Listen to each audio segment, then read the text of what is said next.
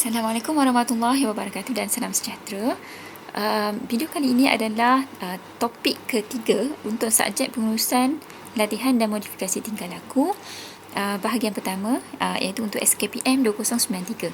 Okay, jadi untuk topik kali ini kita akan lihat prinsip modifikasi tingkah laku, iaitu apakah kaedah-kaedah yang boleh digunakan untuk memodifikasi tingkah laku manusia. Dan di akhir kuliah ini anda sepatutnya dapat menyenaraikan 5 prinsip utama yang sering digunakan untuk modifikasi tingkah laku manusia dan menerangkan serta menghuraikan setiap satu daripada prinsip tersebutlah. Baiklah, ini anda boleh lihat ada 5 prinsip psikologi yang sering digunakan untuk modifikasi tingkah laku. Dan kelima-lima ini tidak ada susunan lah. So maksudnya bukan susunan kena buat ini dulu, kemudian ini tidak. Dia bukan susunan, tetapi ini adalah kaedah untuk pilihan. Dan anda juga boleh memilih lebih daripada satu kaedah atau prinsip untuk memodifikasi tingkah laku manusia supaya modifikasi tingkah laku yang ingin kita jalankan itu akan lebih berkesan lah. Dan ia bergantung kepada tingkah laku yang ingin anda ubah suai atau ingin anda modifikasi.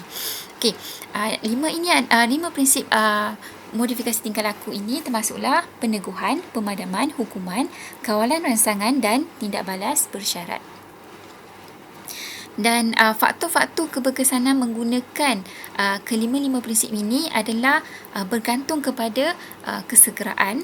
Okay. Nanti kita tengok ya macam mana sesuatu prinsip itu boleh jadi berkesan lah. Okay. Okay, kita tengok dulu satu daripada prinsip modifikasi tingkah laku adalah kita boleh menjalankan kaedah peneguhan. Peneguhan ini didefinisikan sebagai kemunculan sesuatu tingkah laku disebabkan kesan segera yang akhirnya menguatkan tingkah laku tersebut, iaitu seseorang akan cenderung untuk terlibat dengan tingkah laku tersebut pada masa akan datang.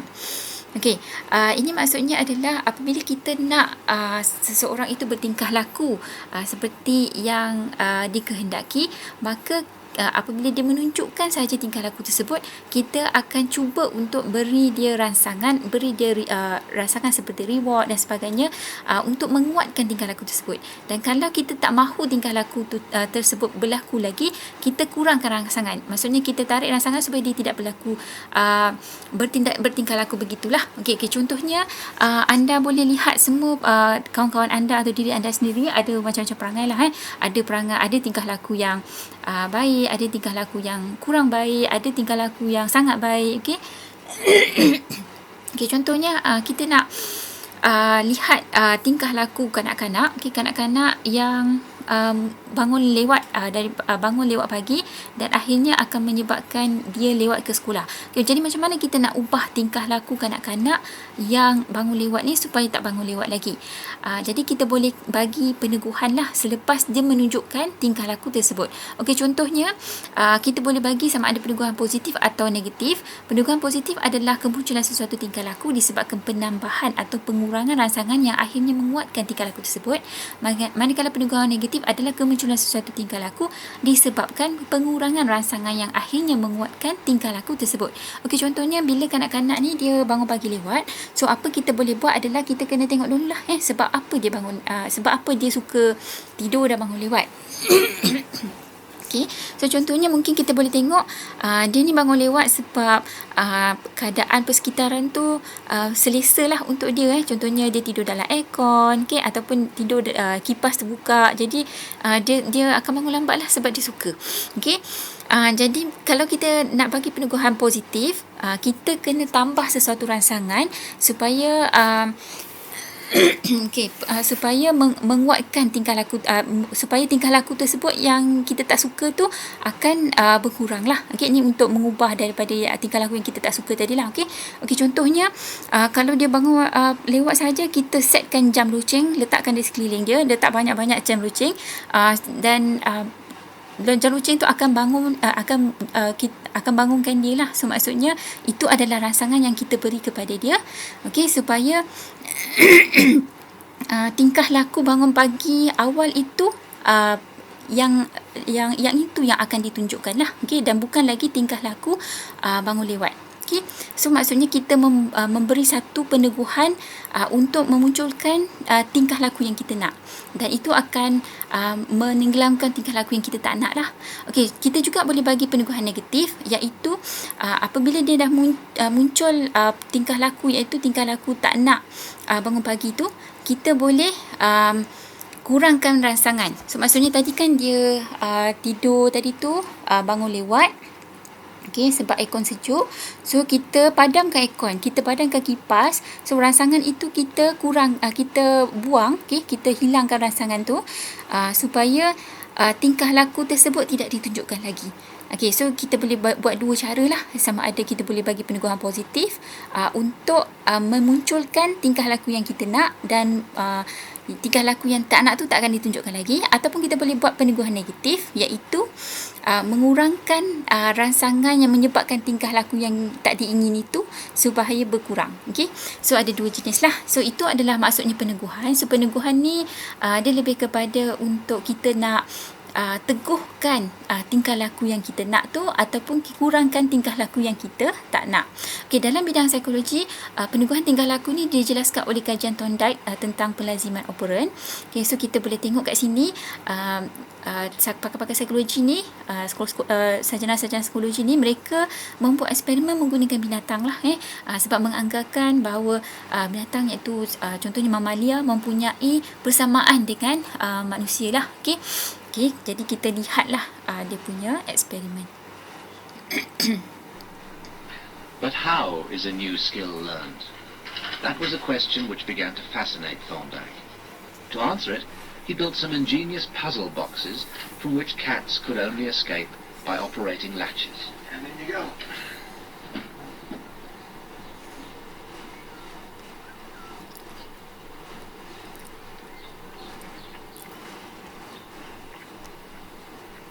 The cat appears to be very clever in engineering its escape, solving the problem with a deftly placed paw and a push of its nose.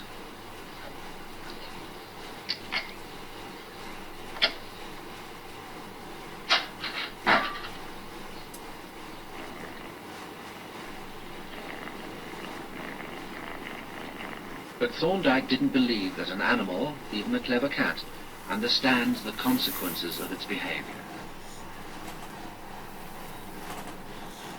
When he placed a cat in the puzzle box for the first time, Thorndike was unable to see any evidence of flashes of insight.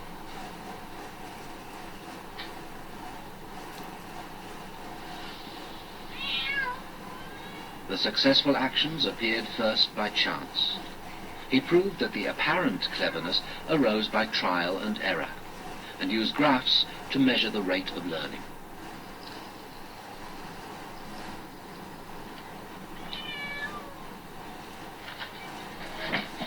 A well-practiced cat quickly recalls the actions that help it escape to its reward of food.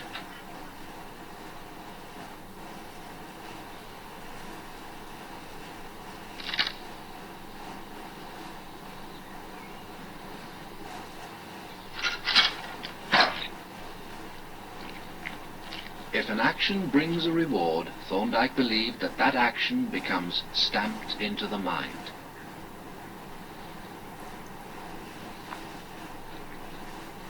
In his thesis, he explained further his ideas about learning, that behavior changes because of its consequences.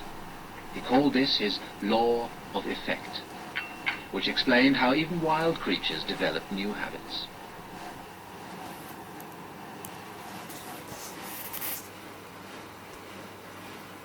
Okay, jadi anda nampaklah dekat situ kajian oleh Thorndike ni. Okay, dia mengkaji macam mana peneguhan itu dapat menguatkan sesuatu tingkah laku ya. Kucing tadi tu dia masukkan dalam satu kotak.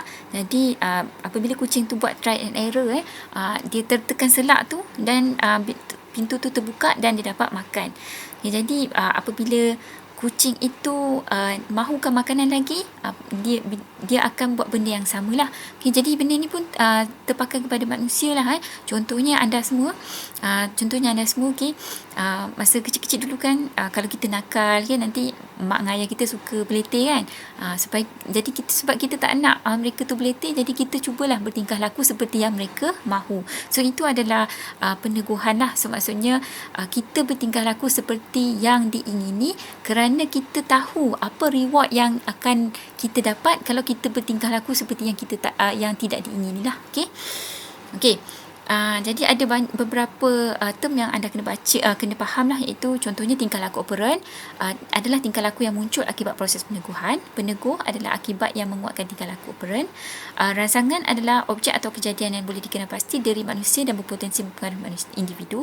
So maksudnya kalau kejayaan sesuatu kaedah peneguhan sebenarnya adalah juga bergantung kepada apakah peneguhan yang kita bagi tu, jenis-jenis peneguh ataupun rangsangan yang kita beri kepada individu tersebut untuk ubah suatu tingkah laku dia. So maksudnya rangsangan tu kena sesuai lah dengan tingkah laku yang kita nak ubah tu. Dan ada dua jenis peneguh, iaitu peneguh positif atau peneguh negatif. Peneguh positif ni kita akan pastikan tingkah laku yang diingini tu muncul dengan cara memberi rangsangan, supaya tingkah laku yang kita nak tu muncul.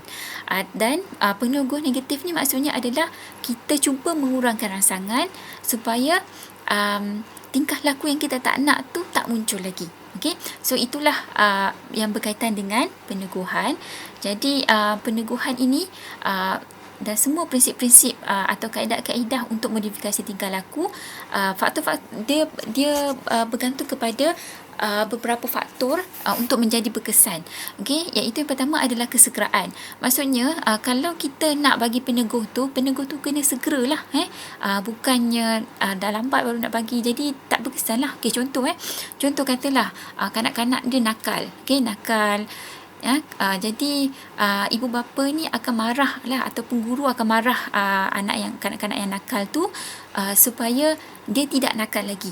Maksudnya kita cuba untuk bagi peneguh peneguh positif lah. Maksudnya kita cuba bagi sesuatu rangsangan supaya tingkah laku yang kita tak nak tadi tu tak berlaku lagi. Tetapi katalah dia nakal masa tu, kita bukannya marah dia hari ni, besok minggu hari ni tak ada mood lah nak marah kan, bulan depan baru nak marah dia. Dia pun dah tak ingat apa benda nakal yang dia buat tu, sampai nak kena ubah tu kan. Itu maksud dia kesegeraan tu kena buat masa tu juga. So maksudnya lepas dia tunjukkan tingkah laku yang kita tak nak tu ataupun yang kita nak, so masa tu kita kena bagi peneguh, bukan lepas bulan 2 bulan atau tunggu ada mood baru nak bagi. Tak boleh macam tu. Faktor yang kedua adalah sebagai alternatif. Itu maksudnya adalah rangsangan adalah sangat berkesan sebagai peneguh apabila diberi sebagai alternatif kepada tingkah laku. So maksud dia kita kena sediakan rangsangan sesuai sebagai alternatif.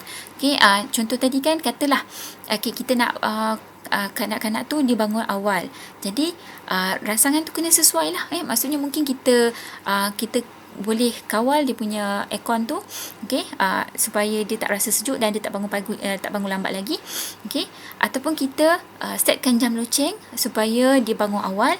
Ataupun kalau dia lepas dia bangun awal tu, kita bagi dia reward, maksudnya kita puji dia, ataupun kita sediakan sarapan yang sedap-sedap untuk dia. Jadi itu semua adalah rangsangan tu sebagai alternatif lah, kita kena sediakan rangsangan sebagai alternatif. And then faktor yang ketiga adalah cara menjalankan operasi tu. Ketidakselesaan atau deprivation dan peristiwa lain akan menjadikan rangsangan lebih berkesan sebagai peneguh pada sesuatu masa.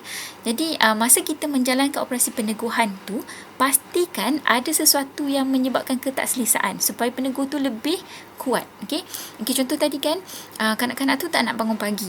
So kita cuba fikirlah macam mana, apa benda yang kita boleh rangsang dia, bagi dia rangsangan dan jadikan tu peneguhan supaya dia rasa tak selesa. Barulah dia ubah dia punya tingkah laku tu supaya tak bertingkah laku seperti itu lagi.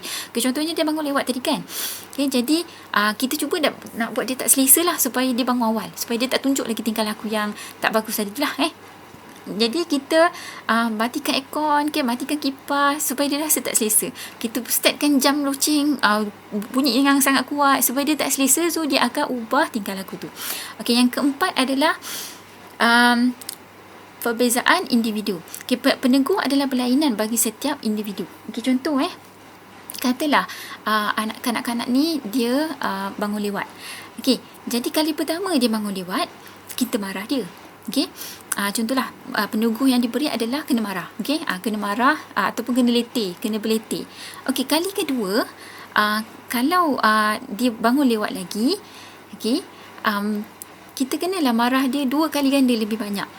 Barulah penegur tu, barulah dia punya peneguhan tu jadi berkesan. Okay, kalau dia mendapat kadar penegur yang sama banyak daripada yang pertama dibuat tu, dia akan jadi tak berkesan.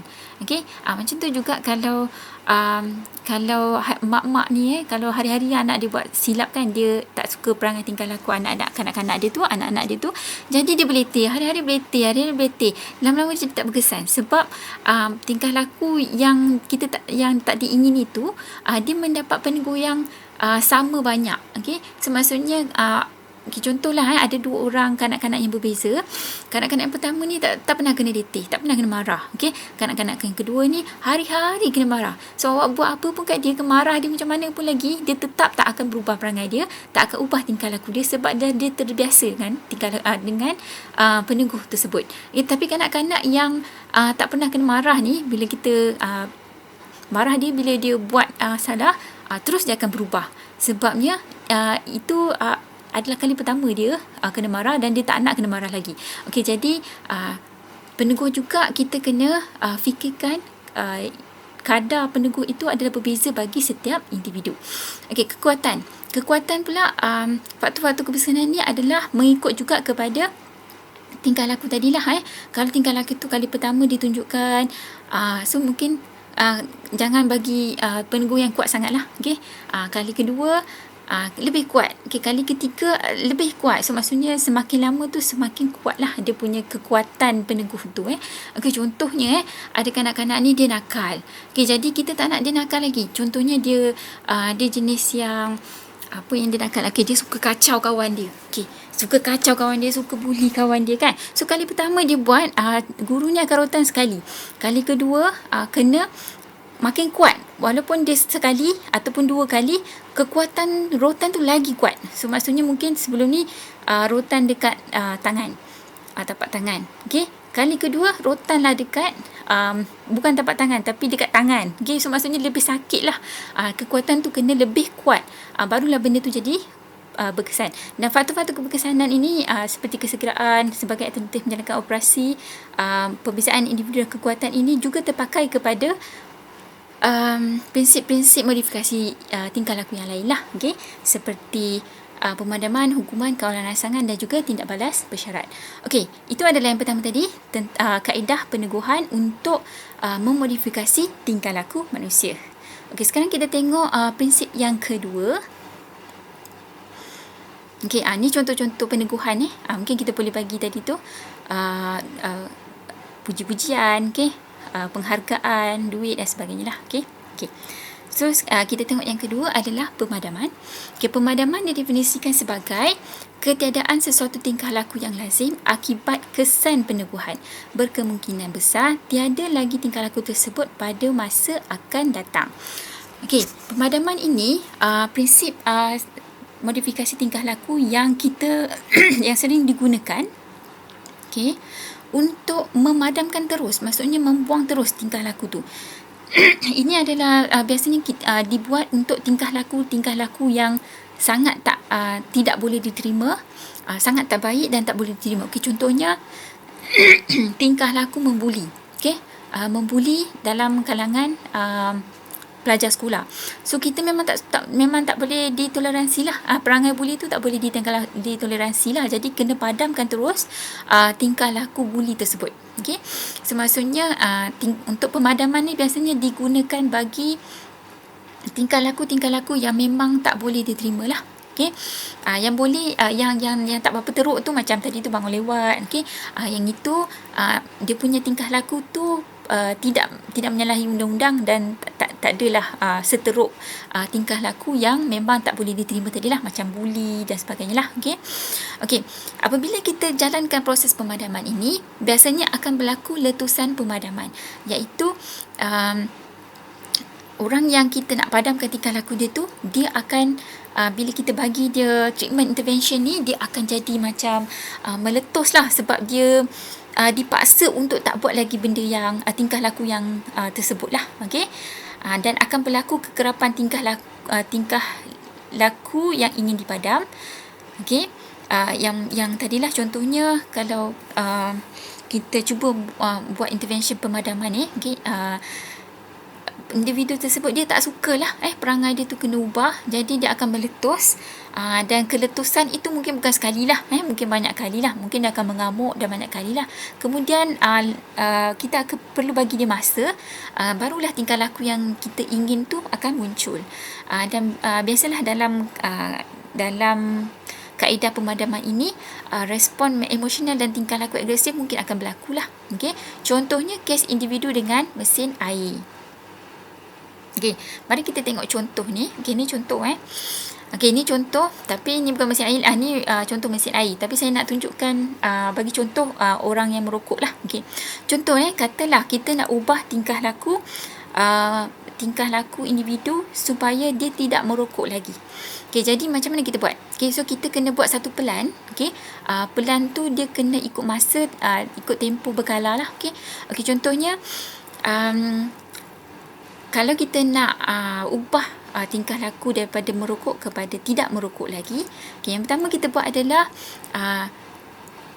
semua rokok, kerajaan boleh buatlah macam ni. Contohnya, semua rokok perlulah dibeli menggunakan vending machine sahaja. Tak boleh dijual di kedai, tak boleh dijual di pasar raya dan sebagainya lah. Jadi itu yang pertamalah kita buat. Dan setiap orang kalau nak beli menggunakan vending machine tu kena pakai kad macam kad IC lah, macam kad ATM.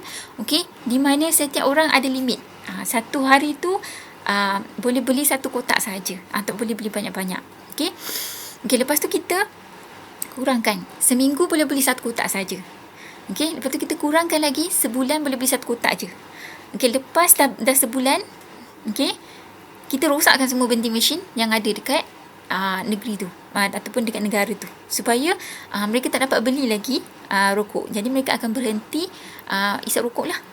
Jadi ini adalah contoh cara nak buat pemadaman tingkah laku lah.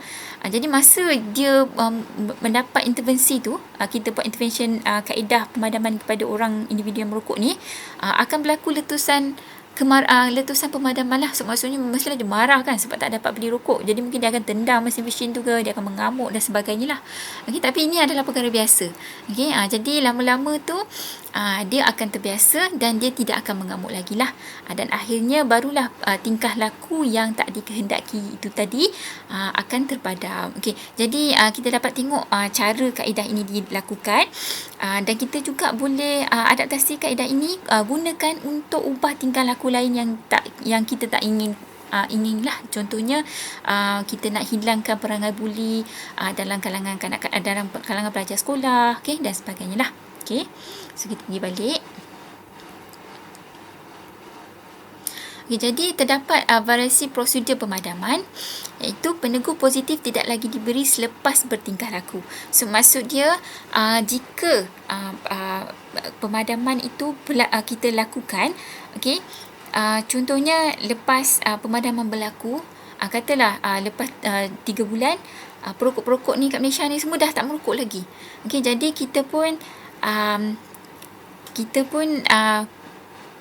tidak buat lagi lah peneguhan positif tu. Contohnya, contohlah kalau mereka tak merokok, kita bagi dia reward lah. Kita bagi dia reward macam kita gantikan lah daripada isap rokok tu, kita bagi siapa tak merokok tu dapat gula-gula ke kan. Okay. So lepas dia bertingkah laku seperti yang diingini, dia tak merokok lagi, so kita hentikanlah, tak ada lagi subsidi gula-gula tu. Okay. Lepas tu kita buat dan selain pada tu rangsangan adversif tidak lagi dikeluarkan. So maksudnya lepas dia tak merokok lagi, so kita tak adalah buat lagi undang-undang rokok itu boleh dijual di vending machine saja. Malah vending machine yang jual rokok pun dah tak ada lagi lah. Okay. Okey, lepas tu faktor-faktor yang mempengaruhi proses pemadaman pula adalah yang tadi tu yang kita bincangkan tadi tu, yang untuk peneguhan, yang ni okey, yang ini kesegeraan, alternatif, jangka operasi berdasarkan individu, kekuatan, magnitude, dan juga tambah lagi dua ni, iaitu jadual peneguhan sebelum dan selepas pemadaman. So maksudnya bila kita nak buat intervensi pemadaman tu, pastikan jadual tu kita betul-betul rancang dengan baik lah. Okay? Jadual peneguhan ni menentukan sama ada pemadaman berlaku dengan pantas atau perlahan. Okay, dan dia ikut kepada tingkah laku yang kita nak ubah lah. Okay, contohnya kalau kita nak ubah tingkah laku merokok tu, kita tak boleh buat dengan segera, sebab merokok ni, contoh orang yang merokok ni dia tak boleh berhenti terus kan. Nanti dia sakit, jadi dia akan kita bagi dia merokok tu, tapi kurangkan kadar ataupun rokok yang dihisap tu dari masa ke semasa lah. Okay? So dia ikut kepada tingkah laku yang nak diubah. Dan kemudian kemunculan peneguhan selepas pemadaman. Semakin kuat dan banyak peneguh, semakin cepat proses pemadaman. So maksudnya kalau kita nak padamkan tingkah laku tu dengan cepat, so kita kena bagi reward dengan lebih kerap dan lebih banyak lah. Tu maksud dia. Okay? Okay.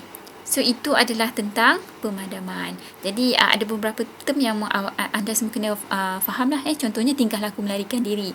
Hasil daripada tingkah laku untuk menamatkan rangsangan yang tidak digendaki. So maksudnya setiap kali kita buat pemadaman ni akan biasalah berlaku tingkah laku melarikan diri. So maksudnya dia tak nak lah dia tak nak dia tak nak lah kena paksa bertingkah laku tersebut. Contohnya dia tak nak lah berhenti merokok, jadi dia akan melarikan diri lah. Katalah vending machine kat sini semua kita dah buat, kerajaan dah tetapkan lah nak isap rokok kena pakai beli kat vending machine sahaja. Jadi dia akan melarikan diri. So dia akan cari juga penjual-penjual isap rokok, penjual-penjual rokok yang haram ni yang tak pakai vending machine. Okey. Dan akan berlaku juga tingkah laku mengelak hasil daripada tingkah laku untuk mencegah rangsangan yang tidak digendaki. Contohnya dia akan mengelak lah kalau kita tak bagi dia isap rokok, so dia akan mengelak. Mula-mula tu dia tak mengakulah dia merokok kan. Tapi bila dah jadi macam tu, dia mungkin akan, contoh kalau tadi tu kita buat vending machine kan.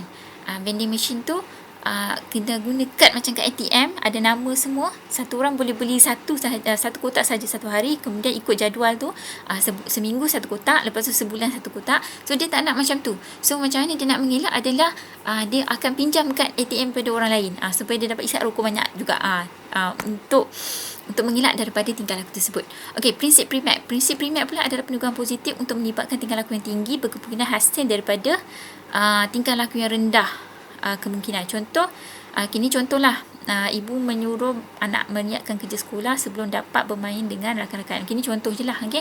So maksudnya tu, kalau kita nak buat pemadaman tu, prinsip primat ni kita kena buat peneguhan tu yang sangat kuat lah rangsangan tu. Okay? Sebab ni pemadaman ni kita nak ubah tingkah laku yang agak sukar lah. Okay? Okay, so itu adalah dua prinsip modifikasi tingkah laku. Okay, prinsip yang ketiga adalah kawalan rangsangan. Okay, kawalan rangsangan didefinisikan sebagai kemunculan suatu tingkah laku disebabkan pelaziman operan akibat faktor-faktor penyebab rangsangan, iaitu seorang akan menunjukkan tingkah laku dengan kehadiran rangsangan tersebut, di mana tingkah laku menjadi kebiasaan disebabkan faktor-faktor penyebab rangsangan yang biasa wujud. Okey, kawalan rangsangan ni maksud dia, okey, tadi kan kita dah belajar yang pertama tadi kaedah peneguhan, yang kedua pemadaman. Okey, kaedah kawalan rangsangan ni pula adalah kita mengawal faktor-faktor yang menyebabkan seseorang itu bertingkah laku seperti itu. Okey, contohnya katalah kita nak kawal tingkah laku malas belajar. Okay, kenapa pelajar-pelajar sekolah ni dia malas belajar? Okay, so sebab apa? So kita analisis dulu apa faktor-faktor yang menyebabkan dia malas belajar. Okay, yang pertama mungkin faktor tidak ada kawalan terhadap penggunaan telefon bimbit dan internet. So maksudnya mereka ni ada banyak masa, ada banyak masa untuk menggunakan dan telefon bimbit ni boleh main internet sesuka hati. So maksudnya dia ada peluang lah untuk gunakan handphone, nak bersosial dalam social media dan sebagainya lah. So mereka ni ada sangat banyak masa dan juga ada gadget yang diberi untuk mereka lah. Jadi kita nampak dia punya faktor-faktor yang menyebabkan dia malas belajar. Selain daripada tu, selain daripada tu, mungkin tidak ada jadual waktu ataupun tidak ada yang memantau aktiviti pelajar sekolah ni lah, sehingga mereka malas untuk belajar. Yang keempat mungkin faktor pemakanan. Mungkin mereka ni makan sangat kenyang, sampai mereka malas belajar. Mungkinlah. Yang kelima, mungkin mereka ini tak ada motivasi belajar sebab mereka tak tahu apa kegunaan untuk belajar tu, tak ada motivasi.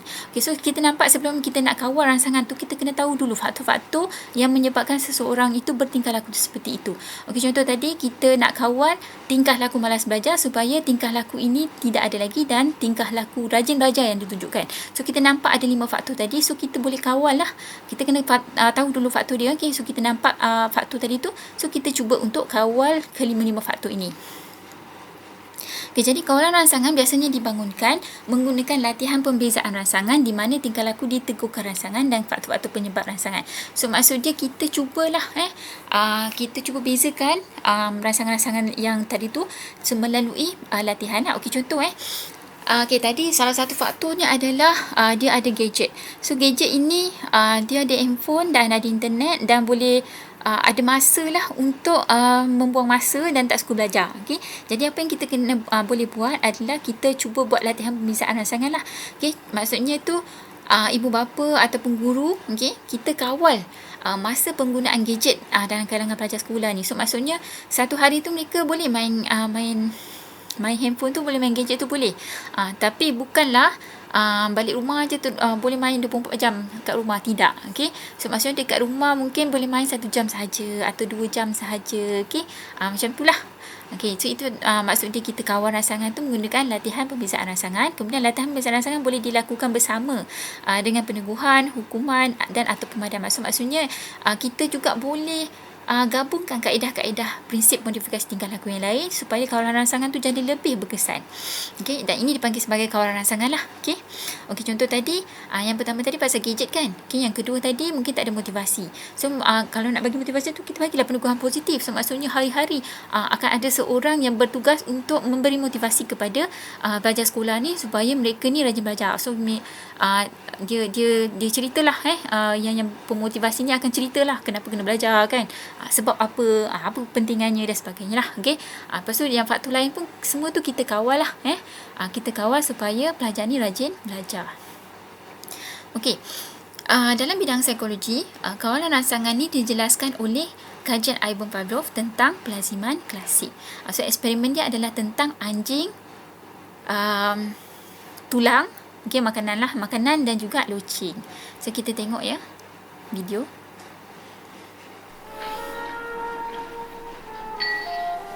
Pavlov's aim was to discover what caused saliva to flow. He rerouted the salivary ducts to the outside of his dog's cheek so that he could collect and measure the spittle.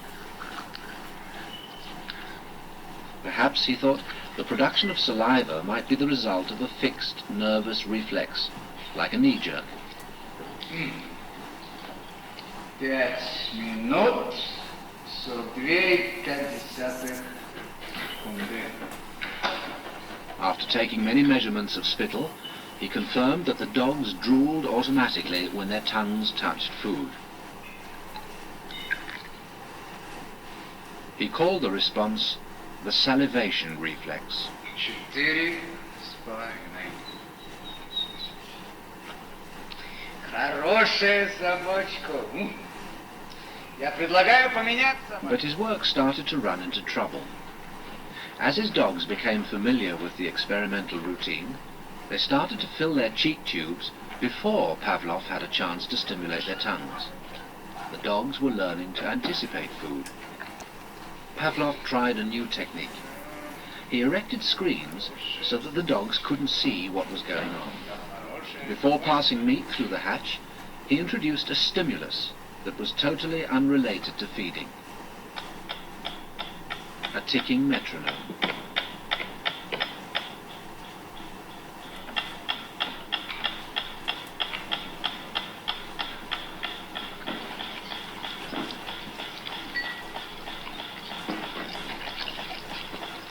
At first, the dog dripped saliva into its cheek tube only when the food appeared.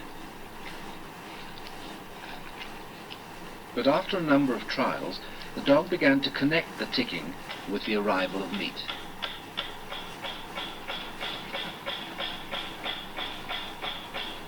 Soon the sound alone made the dog drool.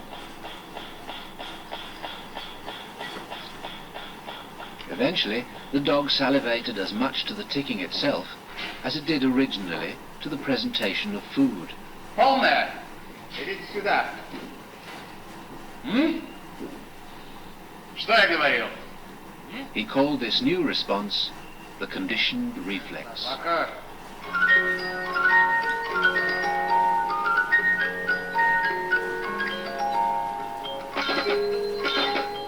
Whatever the stimulus, his dogs could soon be conditioned to produce saliva.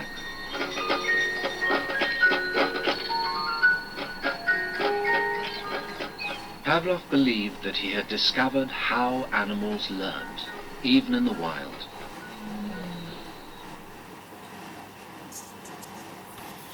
Okay, jadi anda nampak tadi itu adalah eksperimen Ivan Pavlov tentang anjing, makanan dan bunyi.